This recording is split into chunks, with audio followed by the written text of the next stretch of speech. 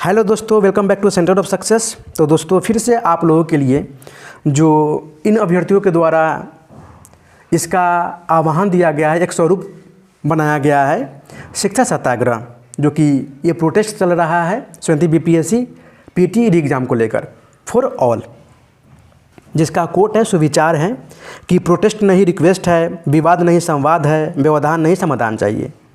And we want justice for all BPSC aspirant of 20 BPSC PTMs. Mahatma Gandhi ji का एक coat है, सुविचार है, जो पर्सनली मुझे अच्छा लगता है। उनका विचार यह है कि you may never know what results come of your action, but if you do nothing there will be no results. यानी आप नहीं जानते कि आप जो कार्य कर रहे हैं, आपकी जो गतिविधियां हैं वो कर रहे हैं, उसका रिजल्ट क्या होगा। लेकिन आप कुछ ही नहीं करेंगे, अगर आप कुछ करेंगे ही नहीं तो उसका रिजल्ट क्या होगा, कुछ ही नहीं होगा। तो ये उनकी विचार है जो मुझे पर्सनली अच्छा लगता है। इसका शिक्षा सत्याग्रह आंदोलन प्रोटेस्ट, जो कि ये 2 दिनों से यानी 48 घंटों से ये चला रहा है। अब पता नहीं ये 2 दिन 4 दिन 5 दिन 10 दिन तक ये चलता रहेगा, जब तक ये डिमांड पूरी ना हो जाए। बताइए, हम लोग बिना खाए हुए आधा पेट ही खा रहे हैं, बिना सोए हुए और बिना मंगवाए हुए जाना भी नहीं है। इतनी ठंड में कंबल के साथ एडजस्टमेंट करना पड़ रहा है, ये गुजारा करना पड़ रहा है टेंट में। और ये देखिए किल्लत कितनी हो रही है, पानी की यहाँ पे कोई सुविधा भी नहीं है और लाइट की भी ऐसी सुविधा नहीं है।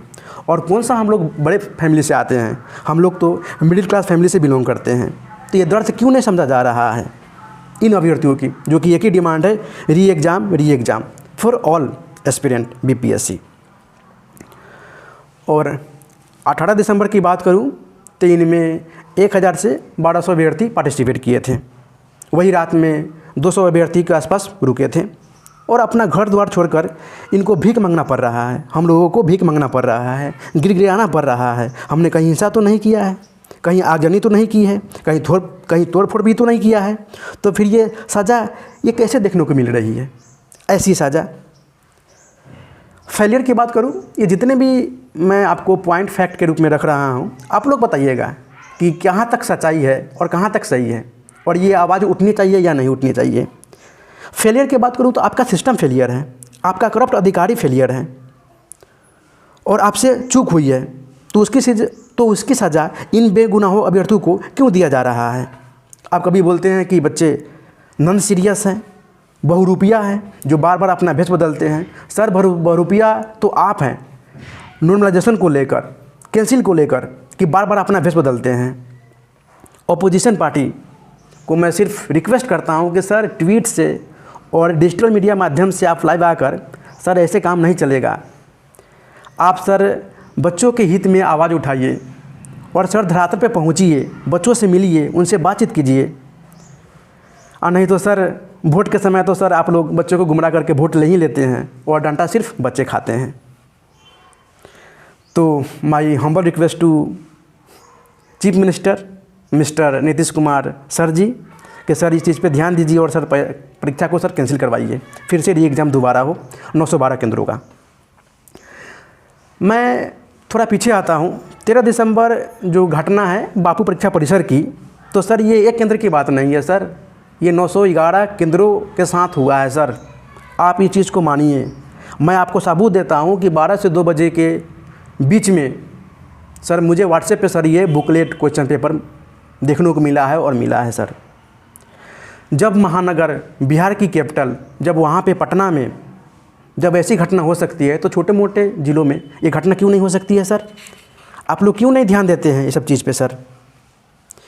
सर ये एक अभ्यर्थी की बात नहीं है सर, ये 1000 अभ्यर्थी की बात नहीं है सर, ये 10,000 अभ्यर्थी की बात नहीं है, और नहीं सर ये 1 लाख अभ्यर्थी की बात है, बल्कि सर पूरे ये 4,83,000 अभ्यर्थियों के साथ साथ उनके पूरे परिवार, मित्र, रिश्तेदार, बल्कि ये पूरे 1 करोड़ युवाओं की मांग है।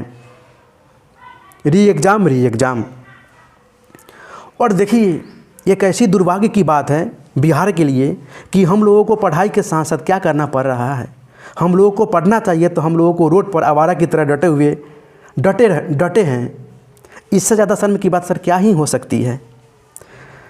अगर वाकई में मेरे भाई, मेरे बहन, अगर वाकई में जितने भी पॉइंट फैक्ट हमने रखे हैं, अगर तनी सी भी सच्चाई है तो हर एक इंसान के पास इस वीडियो को फैला दो, हर एक इंसान के पास इस वीडियो को फैला दो मेरे भाई, प्लीज़ प्लीज़। धन्यवाद।